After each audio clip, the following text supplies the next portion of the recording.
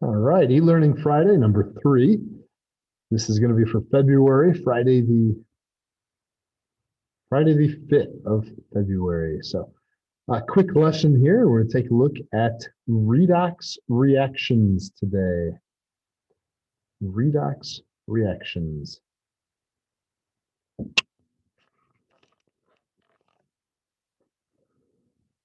We are all the way to 9.3 now. How we move so quickly. And again, this is going to be called redox. Now, these aren't really a type of reaction like a synthesis reaction or decomposition. So it's not actually going to count as one of the 5.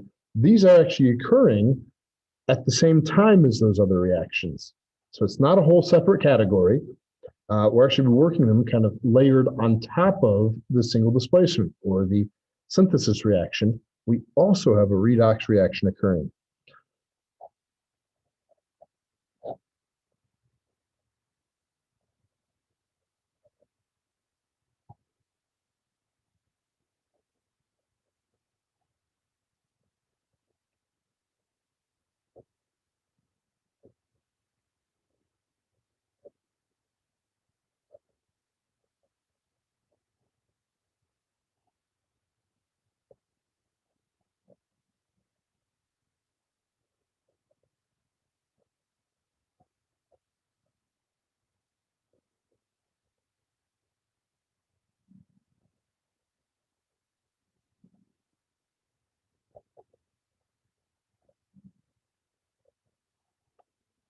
So an oxidation reduction, there's the full word there, not just redox, but oxidation, there's the OX, reduction. Now, why we flip it and call it redox? Probably because ox-red does not sound as cool as redox. They both sound kind of cool. But anyway, it involves a transfer of electrons between 2 species. So when it comes down to it, this is how batteries work. We're not going to discuss them much in this class, but you can take future chemistry classes, learn more about that. But we have electrons flowing from one atom or one species to another, and that's what we're going to take a look at. Again, it's not a whole class of reactions altogether. It's just kind of layered on top of the reactions we've already been doing. So there's 2 parts, obviously. There is the reduction part. And what reduction is the gaining of electrons.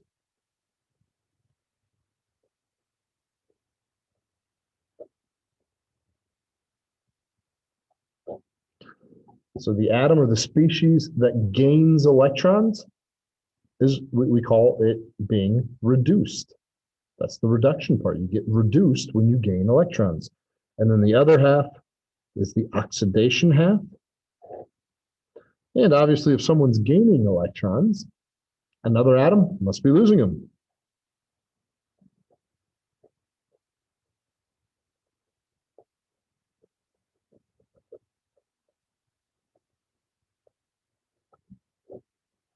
So losing electrons is what we call being oxidized. So gaining electrons, we have losing electrons. Again, those two come together. You can't really have one without the other. If somebody gains electrons, where did they come from? Someone loses electrons, where did they go? And that's why they're always together. Redox reactions. Quick saying, because there's a little bit of memorization here. What is the redox part? What is the ox part? So something I always like to remember is Leo, the lion.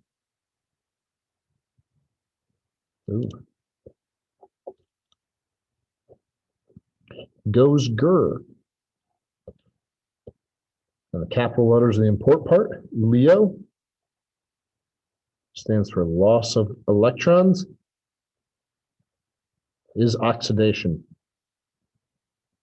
So there's the LEO. Loss of electrons is oxidation, so I was familiar with that. And then the lion goes grr.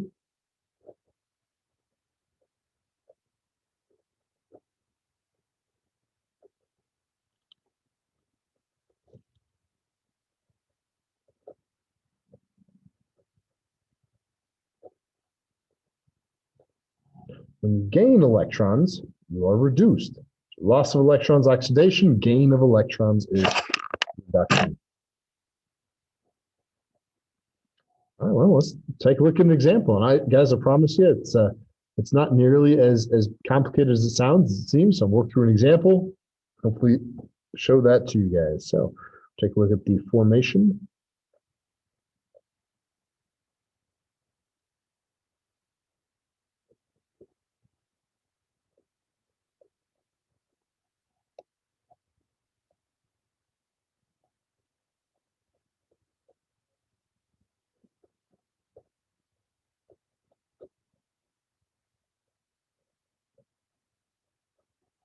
Formation of iron 2 nitrate from iron and copper 2 nitrate.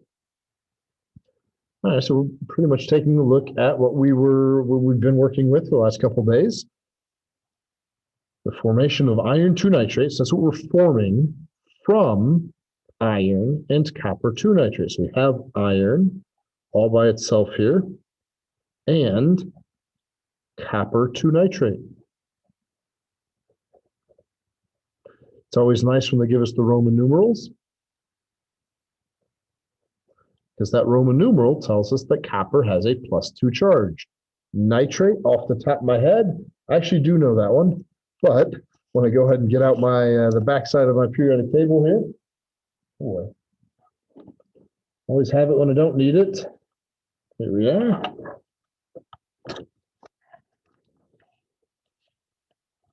Nitrate, here he is. He has a -1 charge.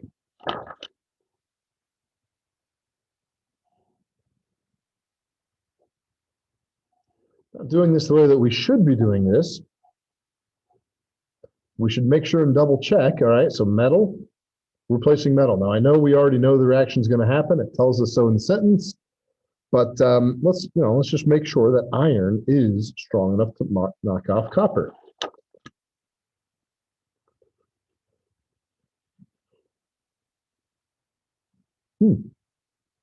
There it is. Iron. Is it higher up than copper? There's copper.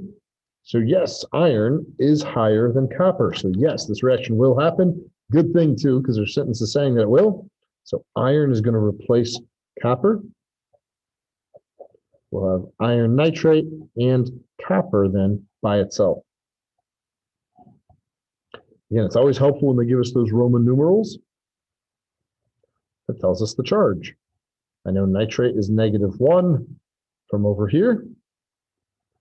So let's take a look and let's balance this with our subscripts. We do crossing over, and it's going to take 2 of our -1 charged nitrates to cancel out with our 1 +2 charged copper. We'll do the same thing over here. Going to take 2 of our -1 charged nitrates to cancel out our 1 +2 charged iron. Awesome. Double check. Is iron or copper a diatomic? Hoff-Brinkel. No Fe, no Cu. So nope, neither one is a diatomic. Sweet, sweet, sweet. Let's go ahead, I guess, add in our, well, let's balance it first. Always make sure we're balancing. 1 iron, good start. 1 copper, great start. 2 nitrates, sweet. We don't have to do anything. We are balanced. States of matter then, well, almost everything in the periodic table is a solid. That includes iron. We're going to have to find a rule for copper nitrate. Man, that's easy. Rule 1 right there off the bat, nitrates are soluble.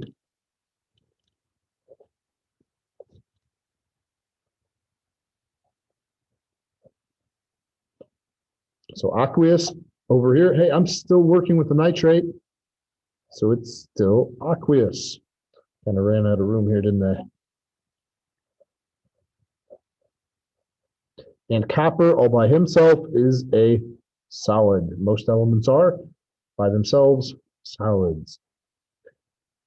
So solid iron reacting with aqueous copper nitrate, copper 2 nitrate, and forming iron 2 nitrate and copper by itself.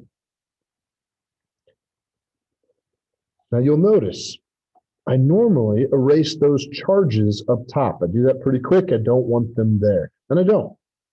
But I'm going to keep them there a little bit longer to figure out who's oxidized and who is reduced. First, though, a special note.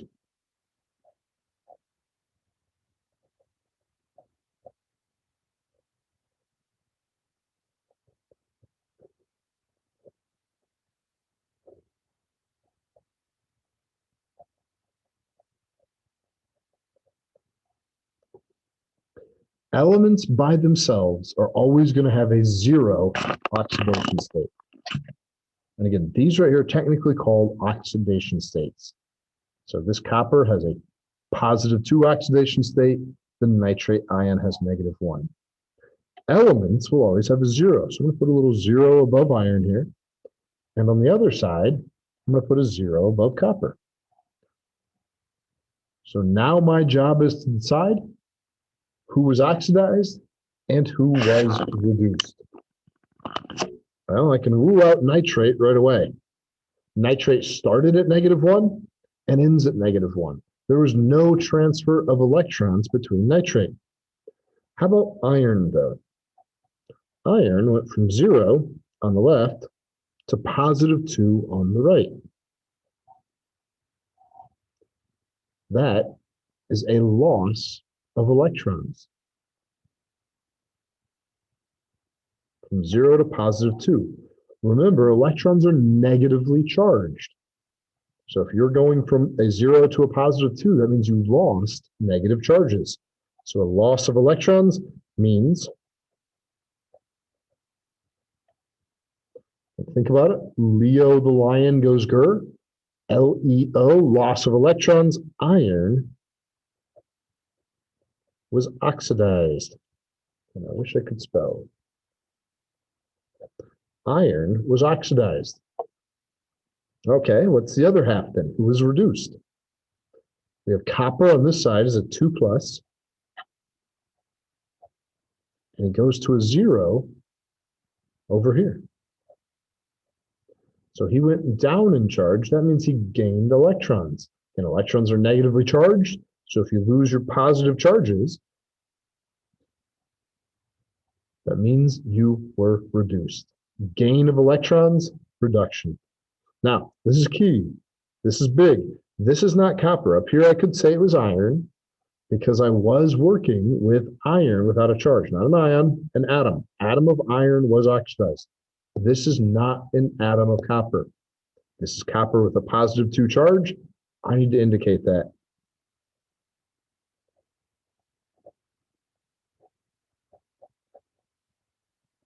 The copper-2 ion